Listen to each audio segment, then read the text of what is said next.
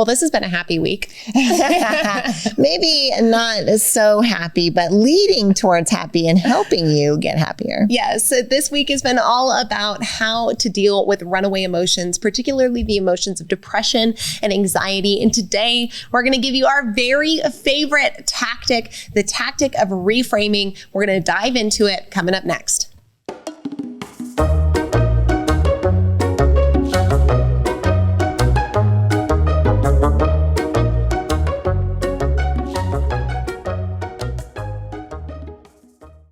We've had some really cool access to some really cool people, and we want to share it with you. We have an amazing interview series of some of the interviews we've done with celebrities like Dr. Deborah Tillman, America's Super Nanny, Dr. Joseph McClendon III, famous neuropsychologist, former professor of UCLA. We've got Dr. Bruce Lipton, author of Beyond Belief, and we even have John Maxwell, the #1 leadership expert. Your sisters want to bring you into the room with our most exclusive access. So go to kayandshy.com. Right there on the homepage, you will see a button that says Get My Celebrity Interview Series, and we would love to share our access with you. kayandshy.com. We'll see you over there.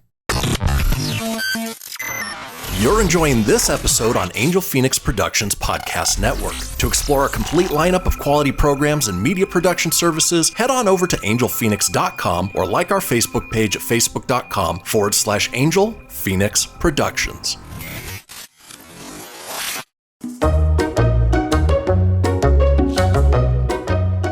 All right, this is our favorite ninja strategy when it comes to runaway emotions because it is a redirect strategy, which means that you are not fighting it, you are not ignoring it, you are simply using it to your advantage. And probably our favorite example of this comes from Bruce Springsteen, who says even after 40 plus years of performing, he still feels nervous and throws up before he goes on stage. But the difference is, for him, that feeling of nervousness is now, I'm going to say the word, triggers him into feeling that let's go energy. He says, I get the feeling, I throw up, and that tells me it's time to rock. Now, if a legend like Bruce Springsteen still feels that feeling after 40 years, that means it's natural and it's fine. And he's redirected and reframed his idea of what that means as something that indicates to him it's time to rock. Well, from a physical perspective, nervousness and anxiety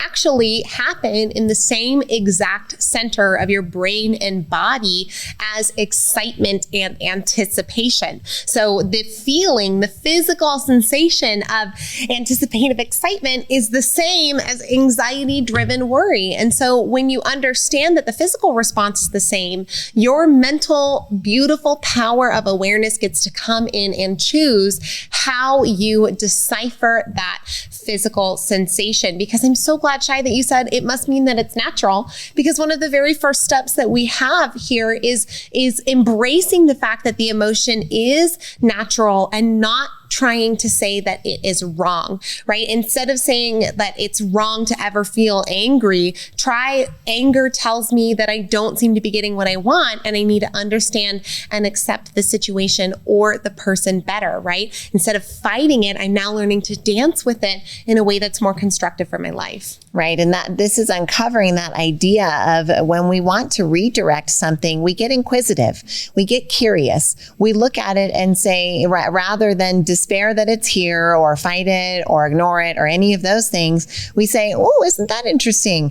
I'm feeling some apathy right now. I'm feeling apathetic. I wonder what that means. I wonder where that's coming from. I wonder why I feel that way. You know, that this might be present for a reason that I need to examine closely, or maybe I have an underlying belief that's limiting me that I haven't examined. So allowing emotions then to be something that makes you feel curious around why it is that it's come up for you and what its purpose is to serve you allows you to honor the emotion and respect it as a messenger to to you. And as Kay said, dance with it versus fight it. Now, when we fight emotions, oftentimes with our runaway emotions, fight is fuel, right? We get in, we feel the emotion of depression. We say, I'm not supposed to feel this way. I should be happy. I should be fine. I should be on top of it. And instead, you're not feeling that way on the inside. And so now many of us tend to start guilting ourselves. Well, why would I even feel depressed? Look at my life. It's so great. And now all you're doing is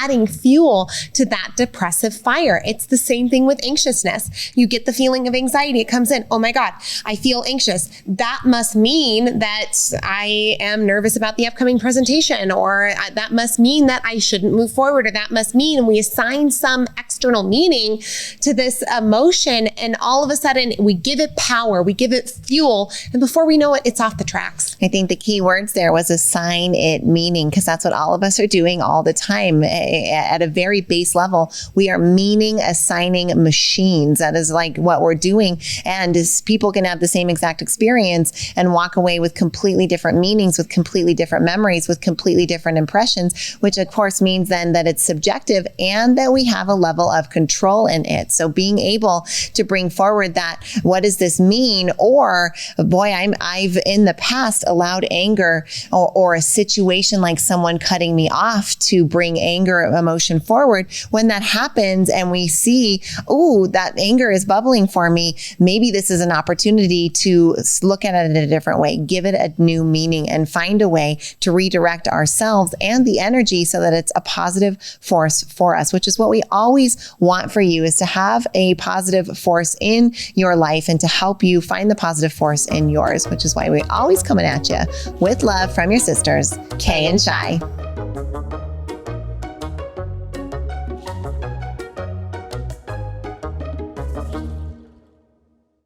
This podcast was a production of Angel Phoenix Productions.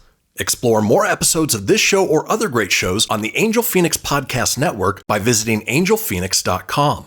The views expressed in this show do not necessarily represent those of Angel Phoenix Productions or its advertisers, and may contain language that's unsuitable for younger listeners.